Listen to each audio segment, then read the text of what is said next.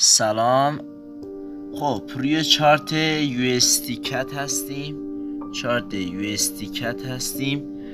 الان این کادر سیاه رنگی که هستش، کادر سیاه رنگ مال تایم فریم دیلی هستش و این آبی رنگ مال 4 ساعته هستش و این سبز رنگ مال 1 ساعته. خب ما امکان میدیم که احتمال 50% هستش که این یا USD کت بتونه امروز این کفو بشکونه تا خودشو برسونه به قیمت 1347،